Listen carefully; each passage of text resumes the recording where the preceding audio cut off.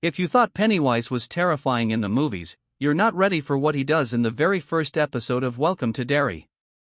In the opening 10 minutes, this show unleashes nightmare fuel the films never touched, left the internet speechless, grown adults scared of the dark, and slipped in one twisted clue that rewrites Derry's entire history, a clue almost nobody caught.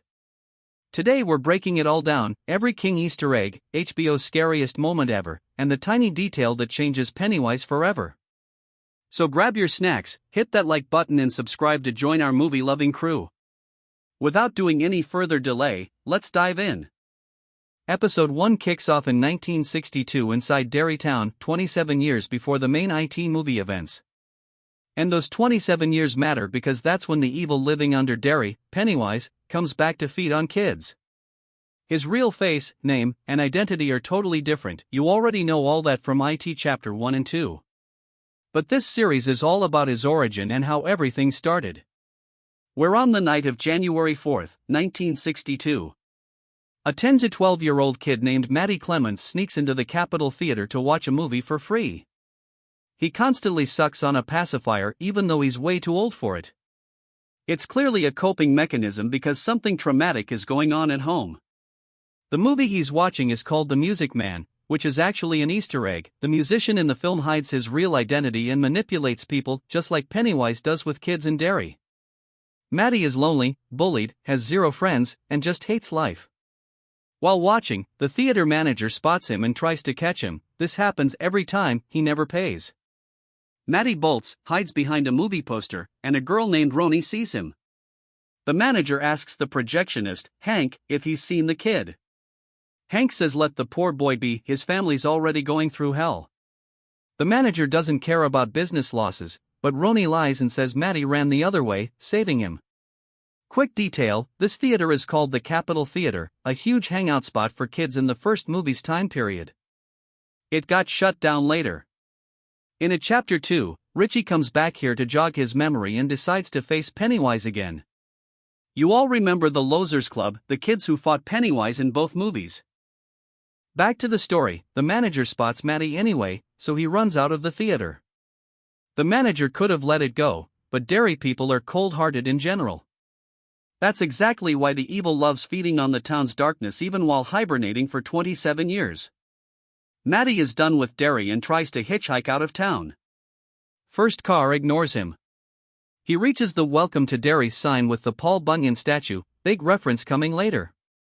Another car finally stops, a pregnant lady, her husband, a daughter, and a little son. They're heading to Portland and offer him a ride. At first the family seems super normal and fun. Then things get weird fast. The daughter opens the glove box, dips her fingers in raw liver, smells it, and tries to make Mattie smell it too. The son is spelling words, spells VIL, then his sister cuts him off and he continues LAS, as in Vilas? Lies?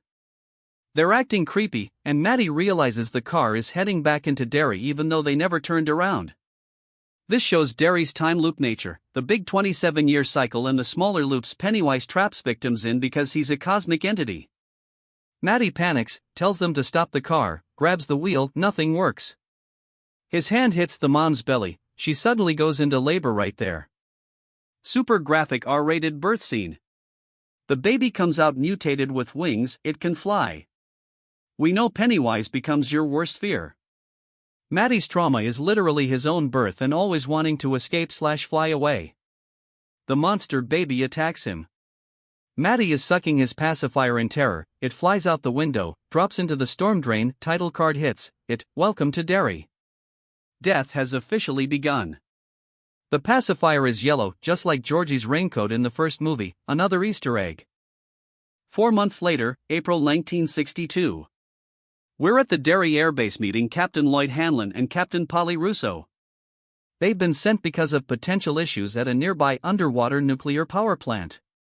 Colonel Fuller greets them.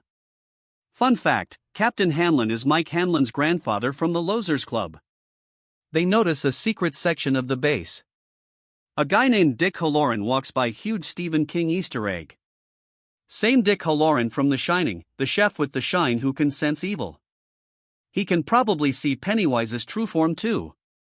Some white officers are racist toward Hanlon, the colonel shuts it down. Hamlin says he'll stay on base a while, then move his wife and son into a rented house in town. At Derry High we meet Lily Bainbridge.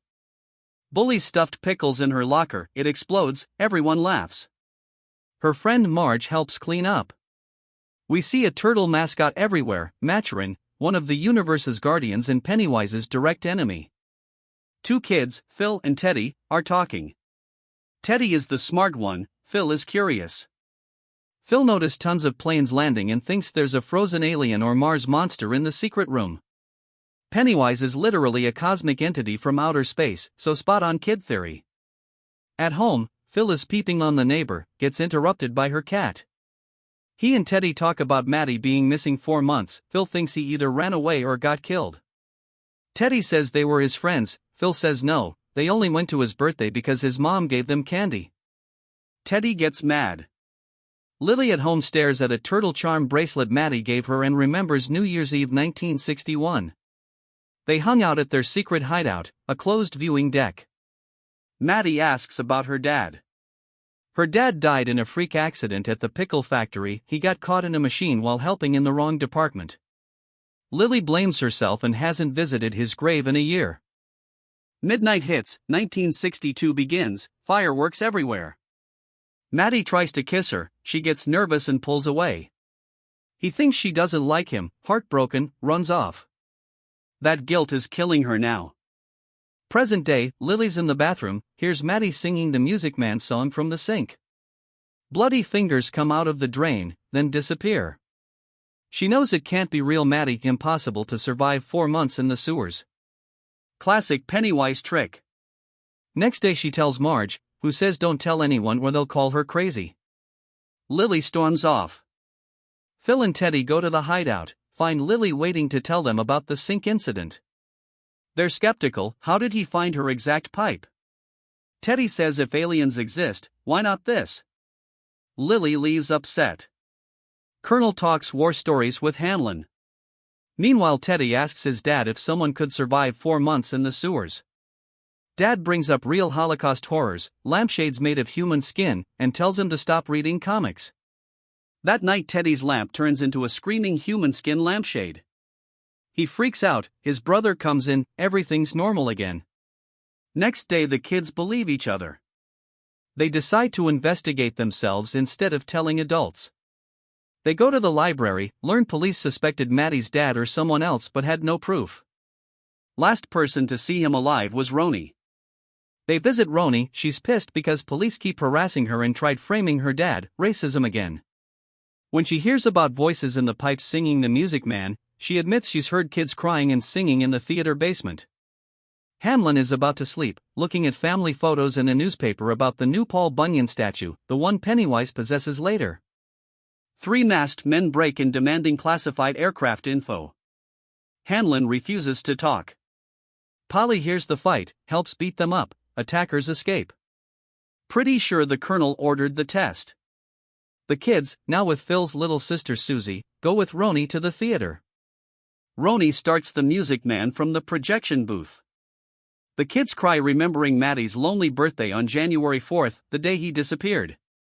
They never showed up even though his mom bribed them with candy. Suddenly Mattie appears on the movie screen holding the monster baby, blaming them, laughing evilly.